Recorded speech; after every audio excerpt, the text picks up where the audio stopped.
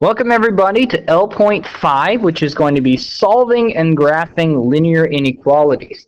This video is only going to focus on stuff past this point. So if you're given something like x is greater than 3, if you're not able to graph that right now, then you need to go do a different option first, or come talk to me so we can do some examples before this video starts. Because this video will not cover graphing very much.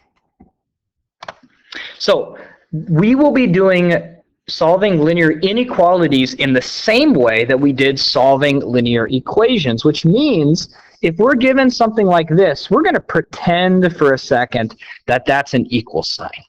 We're going to draw the line down the equal sign just like we've always done before, and then we're going to solve 2x plus 1 is equal to 9. Even though the equation technically wants a greater than sign, for the sake of argument for now, we're going to pretend it's an equal sign.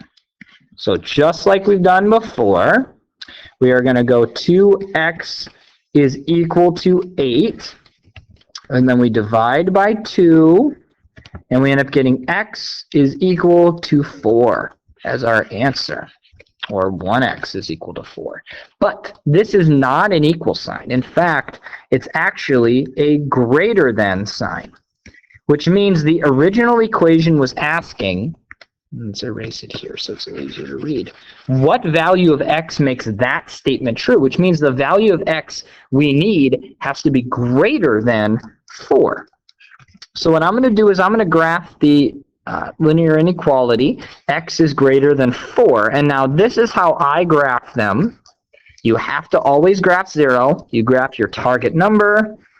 This is an open circle, and I'm going to shade right. Like I said at the beginning, if you don't know how to do that, then you need to be doing a different lesson first. So there you go. Now our check is going to be 2 pieces. So for the check, you have to actually do a number that is greater than 4 and a number that's less than 4.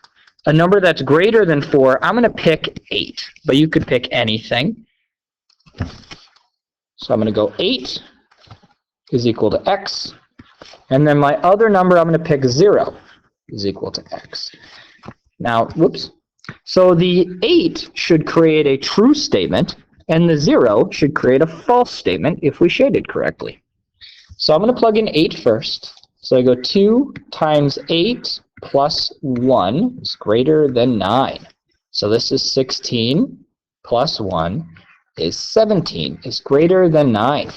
And I'm hoping you're seeing that that is a true statement. Therefore, that's good. Now, 0 has to be false in order for us to have done the problem correctly. So I go 2 times 0 plus 1 is greater than 9. 2 times 0, well, that's 0. So I get 1 is greater than 9. So that is false. So that means that we have graphed this correctly. So there you go, how you solve it in the middle, and then how you check it on the left. So let's try another. Now this is going to be a little bit trickier, but not a ton. So here I'm going to subtract 2 from both sides. So I get negative 3, x is less than negative 9.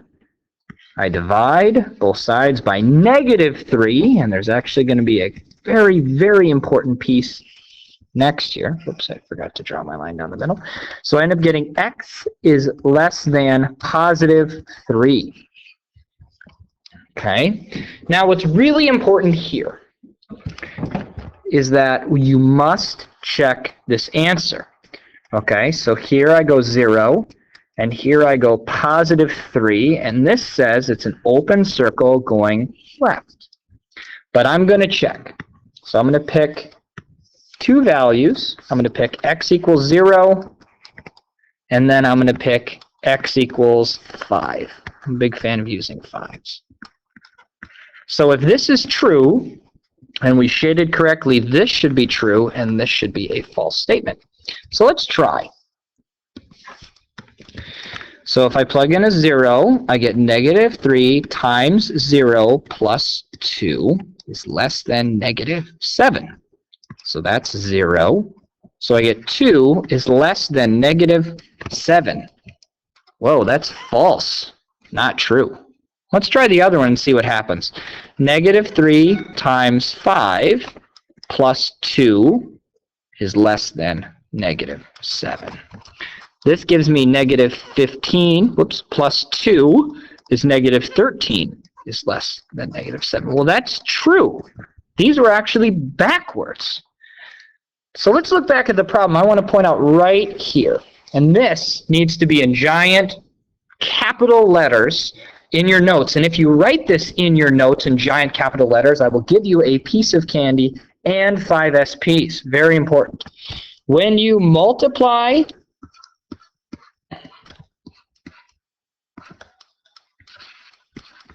or divide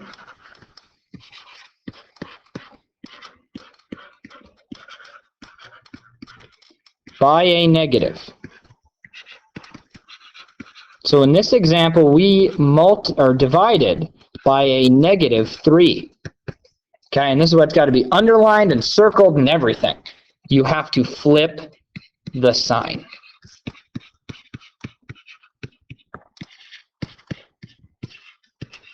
Underline it, circle it, do what you got to do.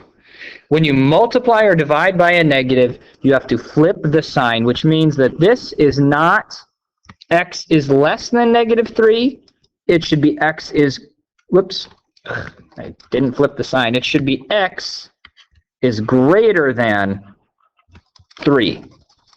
When you divide or multiply by a negative number, you have to flip the sign, which now makes our statement true. If we pick the number greater, it made a true statement. We picked the number less, made a false statement. So there you go.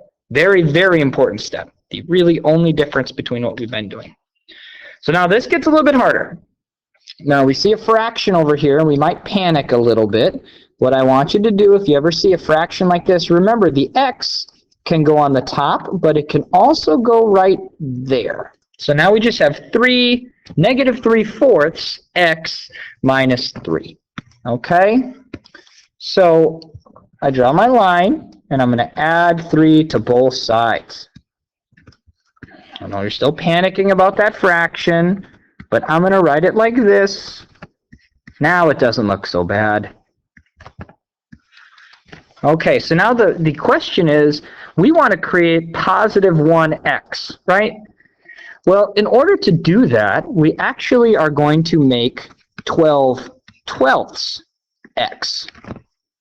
Or in this case, a negative 12 over negative 12x, which is the same thing as 1x. And we're going to do that by multiplying, we can go a positive 4 on the top and a negative 3 on the bottom.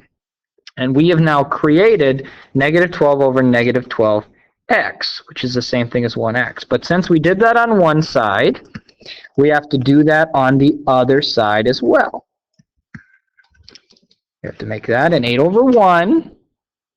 But since we multiplied by a negative number, we have to flip the sign. Okay. So we get here 32 over negative 3. Okay. Well, 32 divided by negative 3, that's what that symbol means, about negative 10.7. Negative 10.7. Okay. Or you could write this as negative 10 2/3. Those mean the same thing. So I'm going to write this as negative 10 2/3 because I like fractions. And there is my answer. So I write 0. And then I go negative 10, and I go negative 11. So negative 10 2/3, that's right about there. It's a closed circle this time. And I'm going to shade left. Okay. And now to check, this is where you would use a calculator. You may check with a calculator. So you pick a number smaller then negative, so like negative 11 would work. And then I like to pick 0 for the number bigger, make sure it creates a true statement. Now, for the sake of time, because we're already at 10 minutes, I'm not going to check this here. I want you to try both of these problems and then show them to me with the correct answer. So I created the correct answer for you in the correct graph. Your job is to show me the work and the check. Once you've showed those to me, you are allowed to move on to the notes. Okay, so make sure you show these to me before you start the notes.